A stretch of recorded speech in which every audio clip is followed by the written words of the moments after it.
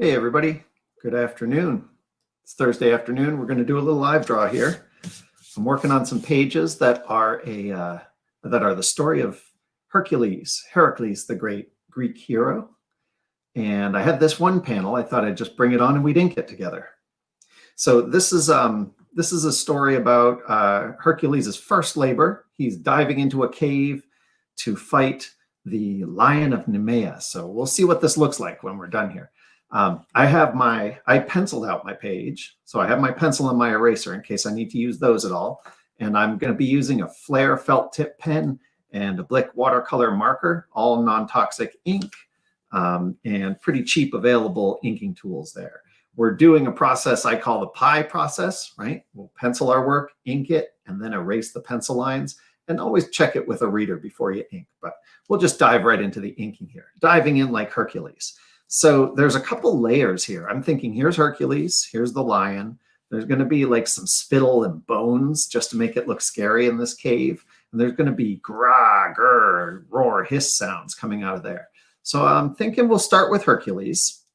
And I'm just going to use the Flair pen to start with. And we'll put Hercules in here. We'll just get his rough body shape. He's got a hand coming out here. And I've been giving him little armbands to help his arms look kind of round and strong. But I'm also drawing him, he's pretty young, he's pretty small here. And I'm thinking over the series, he may get bigger as he becomes more sort of immortal. Or he may just stay kind of small and cute so the reader can kind of identify with him. He's a really interesting character when you get into the sources. So let's see, you'll notice he is actually wearing his sort of Where the Wild Things Are style lion cape here. This is because I'm drawing from the library of Apollodorus, which was a book that tells the story of Hercules among other Greek mythology figures. And Apollodorus says that Hercules, before this whole adventure, actually takes the skin of the lion of Kithaeron. So there's a couple lions in here, and Hercules is always bad news for these lions. There's a couple other sources, like Diodorus Siculus is another source of the Hercules myth. He says Hercules gets his famous lion cape. You see he's got a hood, that's the lion's mouth. The yawning maw of the lion's mouth stretched over his head like a hood. He's got his lion hoodie. And Diodorus Siculus says his lion hoodie actually comes from this lion, the lion of Nemea. I'm drawing this lion a little big, so I'm going with Apollodorus here. Because it gives the character, right from the beginning, it gives the character something really recognizable. He's the only guy in the comic dressed up in a lion hoodie, an entire lion skin hoodie. I'm thinking this tail here is going to poke out of the panel just a little bit. And this will be the door of the cave. So this will be light. And in here, it's going to be all shadowy and dark. So he's diving in. In my comics also, things often run, since I do left to right English language comics, things tend to run from the top to the bottom, coming down, and from left to right. So in this case, he's jumping top to bottom, left to right into the lion and meeting it. And then we get the sound effects coming out of the panel this way. We enter in here, see all the stuff we're meant to see, and come out this way. We'll see how that works, though. Sometimes you draw these panels and you realize it needs to be a different way. Like this panel, actually. This panel I drew last night, only it was a much smaller panel. Here he is diving into the cave, and it's just a third of a page, right? So I'm going back and I'm spreading things out, and I want to show you a little more of the scene and kind of guide you into the panel a little more. Let's use the thick marker for that text. Hercules is going to be shouting as he dives into the cave. Yar. It's interesting. There's so many different ways you can adapt these old stories and myths. I will let that R go. Remember, I said there's lots of layers here. We're going to tuck those words behind this big paw of the lion. The lion's like reaching up with a paw to swat this little guy down. So many ways you can draw these stories and myths. Not just by the source text you're using. You know, like Diodorus Siculus says, this lion skin comes from one lion. Apollodorus says it comes from another, and you got to decide which one you're going to draw, or draw them both and have a confusing story.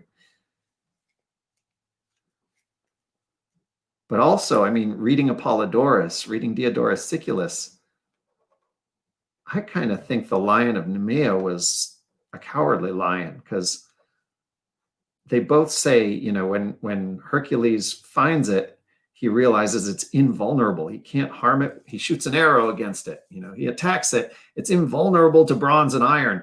So this lion goes slinking back to his cave and won't come out of his cave. Hercules has to dive into the cave after him.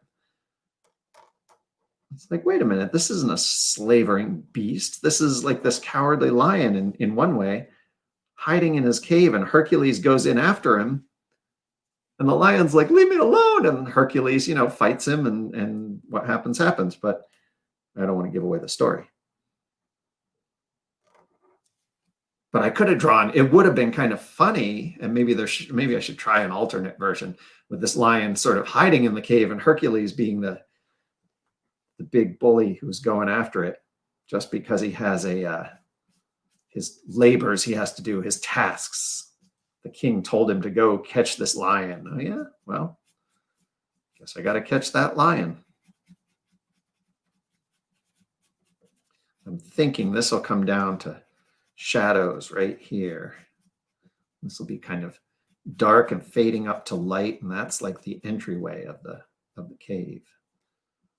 Let's see. So here's the other part of the cave up here. If you don't even notice that in the picture, I'm fine with that. As long as you see it's, dark going to light. All right, we are ready to draw this lion. I'm thinking this lion, though, needs a little more substantial, weighty, powerful stroke here. So I'm going to go in for the marker. This lion is in darkness, too, so it's okay for it to be darker, bolder. We're going to do that mane, I think, with the thin line pen. But I'll do all the major parts of the lion like this. The jaws and the fangs. We'll do all these with bold lines and see how that looks. So I made the choice to draw this lion as fierce because this lion, most sources agree, is reputedly the monstrous offspring of huge gargantuan gods themselves. Who would it be? Typhon. And Typhon, the great serpent in Greek mythology, and his wife, Echidna, this armored, scaly monster. And they had all these monstrous offspring, one of which was the lion of Nemea. And thousands of years later, like they're around at the beginning of the world in Greek mythology. And thousands of years later, here comes this young guy, this troubled guy, this problem child kind of guy, Hercules. He's not even really Hercules yet. He has to earn that name. And he's given the task of his first of 12 tasks. He has to catch the lion of Nemea and bring it to King Eurystheus. And this is the scene where he first engages the enemy, the beast. I'm not even so sure it's an enemy, it's a beast that he's tracked to its lair. It's hiding from him. It doesn't want to be found. It just wants to be left alone. Let's see. So I'm roughing out the basic shapes. You can see the head and the jaws here. I'm roughing out the pads of the, not the pads, I'll do the pads later. I'm roughing out the shapes of the paws and the claws. I'm thinking it'll be like darkness all around these claws. I'm thinking it'll be mostly darkness in the roof of the cave with a little bit of light shining through. And I might do my old trick too of scanning this into the computer and selecting all this stuff and then inverting it so it turns black. That, saves a lot of time. If If I decide I want Hercules' mouth to be black and I run out of time as I'm drawing, I can use my paint bucket on the computer and black it in. So that'll save me a little time if I need that. Let's see where all these different pieces are going to go on these paws. Those are like Wolverine's claws there. Lion of Nemea being a supernatural beast, monstrous offspring of gods that could even challenge Zeus. Typhon took on Zeus for supreme rulers, to be supreme ruler of the Olympians, right? So Typhon is no joke. And so if this beast is reputedly the monstrous offspring of Typhon, I'm drawing it as a huge, fierce beast. I think this early in the story, if this were task 12 or something, I think it would probably be interesting to have this be a lion who's just trying to get away from Hercules. But I want this early on, this first task, to feel like there's some danger. Like these are beasts that he's going out against. Not beasts. These are supernatural beings that he's being sent out to pester. Or in this case, capture. I'm doing the mane now. The mane's going to be thin lines, but they're all so close together. They kind of flow. They look like armor. As the story goes, this lion was unable to be injured or hunted or harmed in any way by bronze or iron weapons. Give him sort of a monster pig nose there. Let's give him cat eyes with sparkle circles right in there.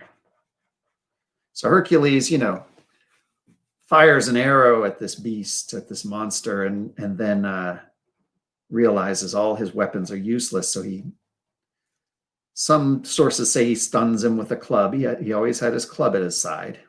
He had all these weapons made by the gods, but he favored this club that he made himself. I imagine him sort of whittling a big club. Some sources say he stunned the lion. Some sources say he just dove in there and wrapped his arms around the lion's neck and smothered it, suffocated it, strangled it. I imagine this lion, cowering in its cave, trying to get away from this crazy guy. It's a deep story, the story of Hercules. He is a troubled guy. He's not, I always thought of him as just a big, strong hero, but he's much more interesting than that. He is a troubled guy. Very human. I don't know how far back this mane is going to go. I think this lion is huge and hulking, and maybe the mane gets kind of darker and messier back there. And at some point, it just fades into the blackness, wherever that darkness goes back there, wherever I fill in the black with the marker. I think that mane goes all the way down the lion's back. I'm not quite sure how these paws all turn into connect with the body. I'm not too worried about that here. I just want it to look like they're flashing back and forth, flying through the air in some crazy pinwheel defensive maneuver.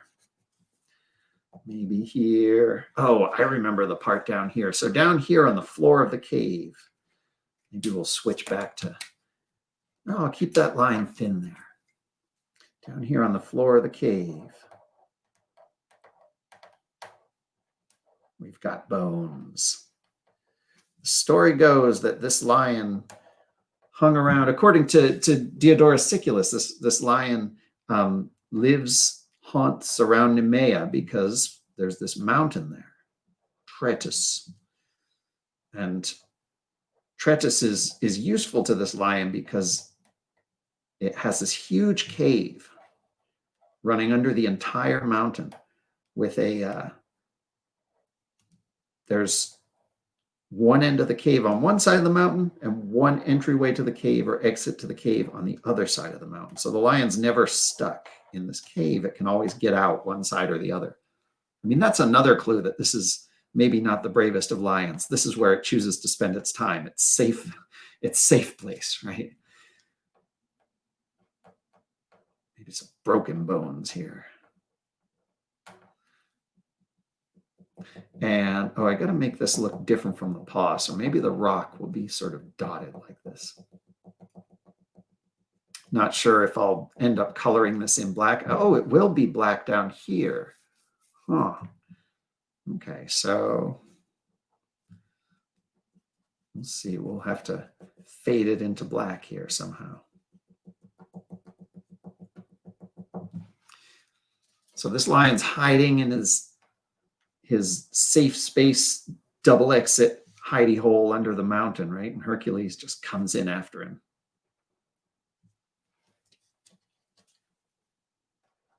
Because he's on a mission. Let's see. I like that lip going curling around. Let's do a few more bones. Here's some like bone fragments.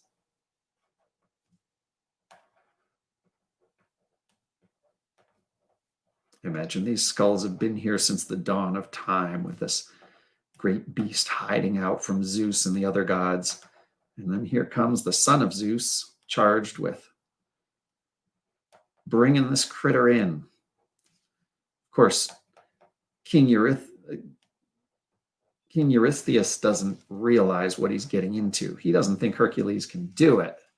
When Hercules shows up with this thing at the gates of the city, oh boy, it's quite a scene. All right. I'm thinking this tongue can kind of fade into the mouth if we dot it like that rock. I kind of like how those stipples look. And I can always, if I'm pressed for time, I can always do that stippling two-handed, right? And you get a wonderfully fast technique with that. It's kind of fun to do, but dangerous to do while talking. You got to really focus to use both hands at once, I find. So I might do a little more of that later, but this gives us a sense of what it looks like. There we go. All right. That's my patented two-fisted flare pen stippling technique. Now there's some light spots here because I want to have like saliva, dribble, drool, droplets coming out here. I want this critter. I want my lion to be scary. You know, I can put a saliva droplet in here. I'll wipe that out later. I want my lion to be scary and messy and just have some real impact. When you turn to this page, I want this thing to be jumping up out of the cave at you. The way I drew it before, it's going to have, you know, Hercules coming to the cave and blocking up the other side. And then instead of having two more panels of him taunting the lion and then jumping in, I'm thinking he'll block up the other side. And then he'll just say, I'm coming in there. And he dives right in. So we get a 2/3 of a page with this big square panel battle scene. So I'm trying it out. Let's put some angry veins on that lion's head. I love those angry veins. They show that it's really stressed out here. This lion is thought it was in its safe place, and now it turns out it's trapped. All right. Not too bad. So we got to figure out this panel, this corner down here. I'm thinking I'm going to have it be like a huge voice of this monstrous offspring of the primal gods. It's no normal lion.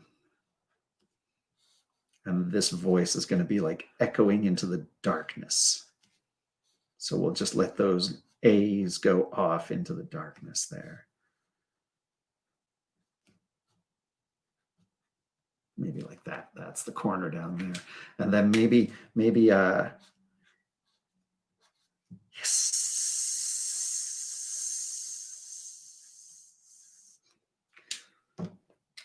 You know how when cats fight, oh my goodness, what noises they make. So this creature, I got to get some spittle in there.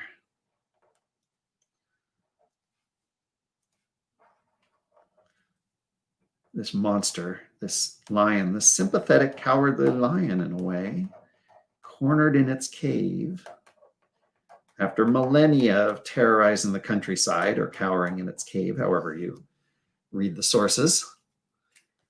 is suddenly cornered. I think scratchy letters here. Let's do that with the marker. That'll be better.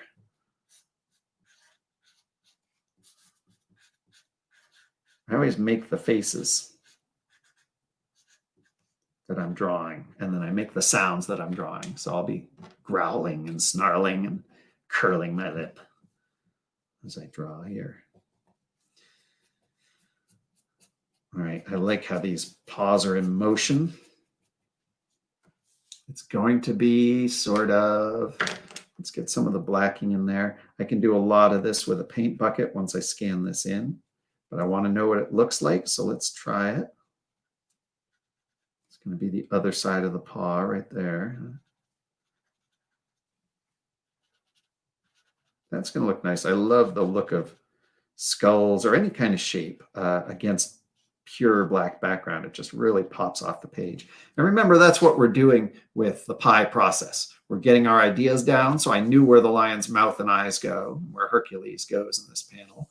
And then I come back and ink it. And as I'm inking, I can make stuff up. I can be like, oh no, we need another little rib bone there. Or, oh, we need something kind of going across here and coming out here. I can make all that part up. You know, that's the fun part of inking. You're not locked in, but you are following a plan. It's like you've got a script, but there is some improv too. I think the shadows return down here, up against the letters. Starts getting messy. Let's see. Let's put some mane in there. We'll bring this mane around behind the letters, behind the spittle. Maybe there's another claw coming up. Maybe there's, oh, let's put another claw in here. We've got the room for it, right? That's the fourth arm. For these supernatural creatures, I kind of like in these comics that I'm drawing, I'm working on, you know, all the labors of Hercules here and seeing what does this story tell us when we string them all together. Look at the sources too, and what does that tell us about these myths and what was important to the people who told these myths. And I'm thinking with the more supernatural creatures, it's kind of cool to not show the entire creature. You know, Hercules, I want you to feel connected with Hercules. And so he's this smaller character. He's strong, but he's also smaller. He always fits in the panel. And then the gods and the supernatural eternal monsters from the beginning of the cosmos, like this critter, you'll never actually see them entire. You'll just see parts of them, because they're bigger than any panel they end up in. I don't know, playing around with that, see how it works. You only know sometimes after you go a few pages, then go back and reread them, right? Just like penciling, then rereading and test reading, then inking. Then I do that whole process and I go back and reread all the pages I've drawn together. See how it works, make some changes if you need to. I might switch over to drawing this mane. We'll just make that mane really huge. That makes the lion look even more imposing, that this huge flowing armored mane just fills the cave. Maybe I'll switch over to thick lines on that mane. I can get a medium line with the very tip, chisel tip of this marker, right? And if I add a few thick lines in here and there, I can get sort of a fade from light mane to dark mane. And, oh, let's remember that paw in there.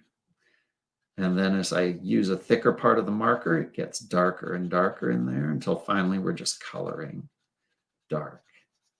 It's not a real fade because it's just a couple little pieces, but if I'm careful about it, your eye will see it as a fade behind these letters. And that's another layer. Remember I said to start with, there's a bunch of layers. We have like, we started with Hercules. Behind Hercules is the cave. Hercules is out front. Behind this hand is the ear. Behind that ear is that hand. So we've kind of built in a sense of immediate depth there. Then we've tucked some paws behind the lion's head. We have brought some bones out in front of those paws, in front of the head. And now the text we've got floating above that. So if you kind of handle all those, you can push them together and fit them into a panel. You don't have to have them all side by side on the panel, but you want to try one thing at a time and practice that, because you can practice it in your penciling, right? Because you can very quickly get into some crazy confusion if you cover things up and layer things too much. So I'm hoping by adding some darkness, I will clarify things, right? If there's high contrast of light repeated shapes like these fangs against dark, that's going to make that mouth seem so much bigger and more dangerous. And like I said, I'll probably do black all around behind here. I might wait and see how it's looking before I commit to that. But this mouth is definitely going to be dark. And if it's dark around those fangs, I could even go in and like do the fangs like I did the claws, where they have like some texture, like they're yellow, dirty. It depends on how detailed and scary I want this lion to be. This is supposed to be a webcomic retelling, you know, for young readers. So I don't want to make it too gory and scary. But boy, these Greek myths are pretty intense. Let's do a little shading under that hand just to sort of help it come out on top of the head there. So how's this looking? Let's do a couple little dots of rocks in the background. Maybe, let's pencil in the lion's tail. That's one of the things that maybe it'll curve around like this. It's like swishing through, twitching like an annoyed cattail always does. Is that going to work if we step back from it? It looks kind of, I wonder if I can get it more swoopy. You know, like a cattail that's huge and that's winding through the cave. Let's see. Maybe that's a good curve like that. And it comes out. And there it is. Let's try that. Thick line for all the parts of the lion. Oh, that can come out of the panel too. So this lion's layers on top of layers.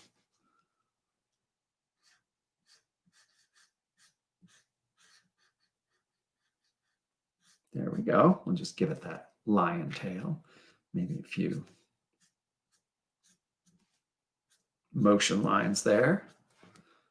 When I black that in on the computer, those motion lines will be white against black when I invert the colors there. So I'm planning on that now.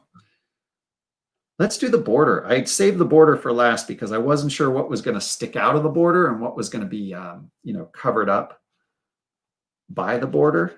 For instance, I think these bones here, the border comes in front of the bones, cuts off the bones there. So it's like you're looking into a window into the picture. But for some of this stuff, it's going to cut off the text. For some of this stuff, maybe that tail bumps out of the border. Definitely Hercules bumps out of the border there. So let's see. I'm going to use the thick line for this. Oh, you know, I should always learn this from a friend who went to art school. I didn't, but you didn't. He told me, always draw your straight lines down towards yourself, because you can draw a straighter line that way. So that means, I'll just flip this so I can draw it down towards myself. Oh yeah, and Hercules' word bubble, we'll let it pop out of the panel a little bit. We'll just fade that line right there. You do want to keep the line going so you feel like this cave door is bigger than what you see there. Let's do the other side. Oh, I like how that border wraps around the picture and holds the action inside the panel. Bring it down like that. Down through here, we'll cut off that letter A, which was part of the plan. Bring it around. Cut off the hiss. Sometimes you want your panel borders. Oh, I should have let that bone go outside. Sometimes you do want your panel just to be borderless. That can be a really nice, impactful thing. I think I'm going to wait and black this in once I have scanned all this. We'll give Hercules teeth just so his mouth doesn't look too blank. I want him to be really blank and cartoony, but I don't want him to look too blank. Mixture of cute and powerful. That's what I'm aiming for. You know, sunshine and clouds in the distance. Nah, that would be too detailed, I think. Well, that looks, it's a pile of armored mane. That's kind of cool. And then we'll see how far up the black goes on here once I scan this in and try it out. If I do want to come back and ink more, I can always do that, but I'm going to stop before I've inked too much, and I'll try scanning it in and see how it looks. Always easier to add more ink than take ink off. Let me see, anything else that needs to be faded by maybe, you know, a little bit of shading here will help that paw fade behind the head. Maybe this chin needs like some mane, some beard. Let's give it some shading. That kind of gives it a little bit of depth there. I'm thinking this tail too. These claws. Let's darken around these claws just so they stand out a little better. They are kind of lost in there, but you know what? That's okay. I'm going to just gray this whole claw in because that is down in the shadows there. If you even miss it and just see it as dangerous monster stuff lurking in the shadows, that is fine with me. I wonder if these letters need a little bit of growl to them. So we'll shade them down like that. Maybe this hiss needs like some bloody droplets around it. It's a blood-curdling hiss. Help it look like a different piece of the picture from the rest of the picture with all those spots, speckles. Color it different colors, but I'm thinking of this primarily as a black and white image.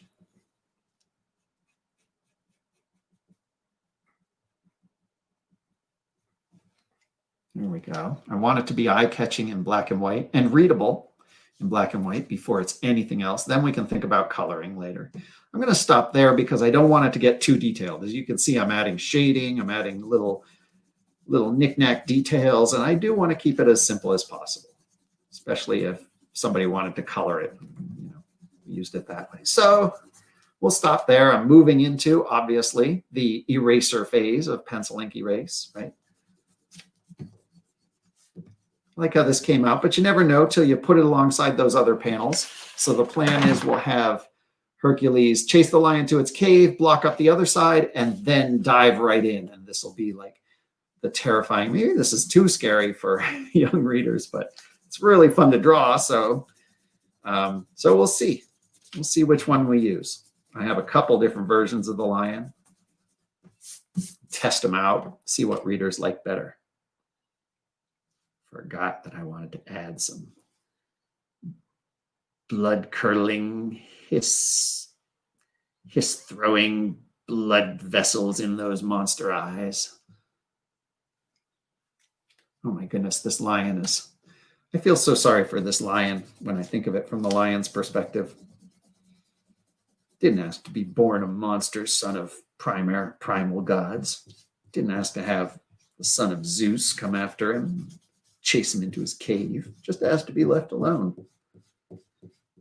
Maybe somebody should draw the 12 labors of Hercules from the point of view of the recipients of his attentions.